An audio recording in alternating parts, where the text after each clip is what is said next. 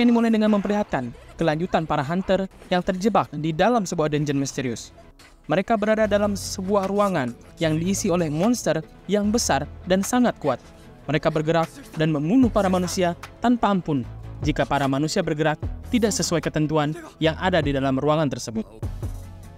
Mereka masih berpikir cara untuk keluar dengan aman.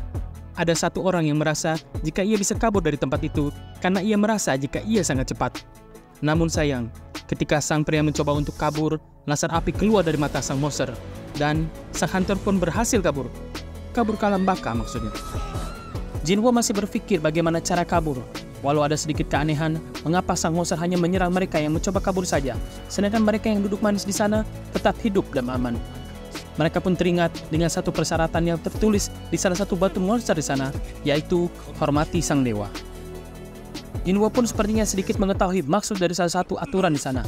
Ia pun mulai berdiri dan mengajak yang lain untuk membungkuk di depan sang dewa atau sang monster. Dan sang monster pun tersenyum setelah melihat para manusia menyembahnya.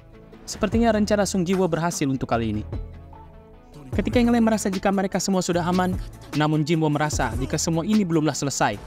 Mereka mulai sepanik karena sang monster mulai berdiri dan bergerak ke arah mereka, di mana kebanyakan mereka mendesak Jinwo untuk melakukan apa lagi agar mereka semua selamat. Dan Jinwo pun berkata, syarat yang kedua adalah puji sang dewa.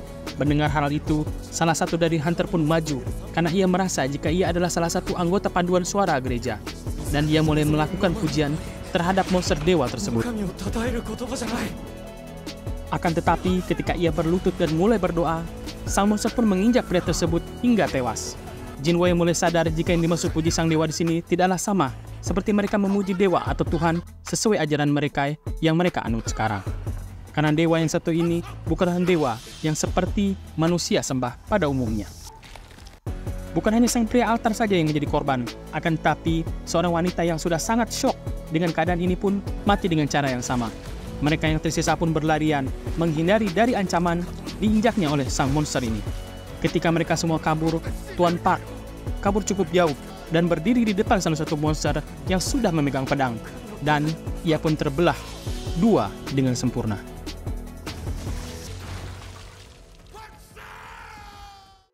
Jinwo yang terus memegang tangan Johei pun tetap berpikir bagaimana cara untuk menyelamatkan mereka semua.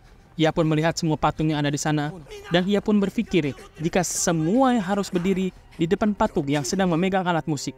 Namun sayang, aturan ini hanya bisa digunakan untuk satu orang per patung. Dengan kata lain, Jinwo harus mencari patung lain dan meninggalkan Johei di sana. Ketika Jinwo berlari mencari patung lainnya, sang monster pun mengejar Jinwo dan mulai mencoba membunuh Jinwo. Namun sayang, Jinwo malah terhenti di sebuah patung pembunuh lainnya. Ia pun harus diserang oleh sang patung, sehingga ia harus kehilangan kakinya. Beruntung, ia berhasil sampai patung lainnya. Johei yang kaget melihat keadaan Jinwo pun mencoba membantu Jinwo sampai ia muntah darah. Untuk saat ini mereka semua selamat, dan sang monster mengangkat tangannya dan sebuah altar muncul di tengah ruangan. Jinwo pun menjelaskan jika mereka harus memberikan harta atau tumbal. Perselisihan pun dimulai, di mana mereka yang tidak puas oleh keputusan sang pemimpin mendodongkan senjata ke sang leader dan memintanya jika ia harus bertanggung jawab, dan ia juga harus dijadikan persembahan untuk sang dewa. Ketika sang leader menuju altar, sebuah api muncul. Jinwo yang penasaran pun meminta orang lain untuk membantunya berdiri menuju altar, dan 3 api lainnya pun muncul sebagai tanda jika sudah ada 4 manusia yang sudah masuk ke dalam altar. Jinwo meminta semua untuk masuk ke dalam altar, dan benar, pintu pun terbuka. Akan tetapi, monster lainnya pun bergerak. Jinwo pun meminta yang lainnya untuk terus menatap sang monster, agar sang monster tetap diam dan tak menyerang. Namun, ada seorang wanita yang sudah tidak tahan dengan keadaan ini, kabur menuju pintu yang terbuka. Ia pun keluar dari ruangan tersebut dengan selamat. Walau sang wanita berhasil, akan tetapi pintunya sedikit tertutup. Ketika Jinwo berpikir apa yang harus mereka lakukan selanjutnya, seorang pria yang membantu Jinwo berdiri pun kabur dari dalam altar. Jinwo pun melarang yang lainnya untuk kabur, karena jika mereka kabur, maka tidak cukup orang untuk memandang sang monster. Dan api biru pun adalah batas waktunya.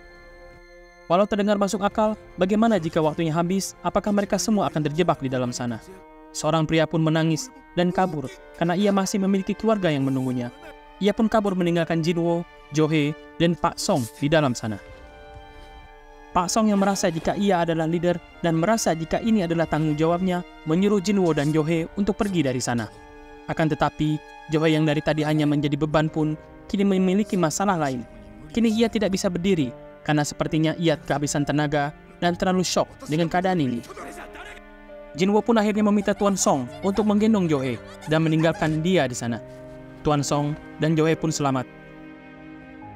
Kini hanya ia sendiri yang harus berhadapan dengan para monster yang memegang senjata. Para monster pun mendekati Song Jiwo. Mereka terlihat sangat menakutkan dan tanpa rasa ampun. Jinwo pun mulai diserang oleh salah satu monster. Ia menyerang Jinwo dengan pedangnya. Ukuran pedangnya saja sudah 3 kali lipat dari ukuran tubuh Jinwo. Kita tahu apa yang akan terjadi apabila pedang tersebut mengenai Jinwo. Mati tentunya. Jinwo pun yang tak berdaya melawan monster pun harus kehilangan lengannya. Ia pun dibantai tanpa ampun. Darahnya berceceran di mana-mana. Ketika ia akan berteriak, sebuah tombak menghujam tubuhnya dan sang monster mengangkat tubuh Song Jiwo lalu dihempaskannya ke atas altar. Dan sebuah notifikasi muncul. Episode 2 Solo Leveling pun selesai.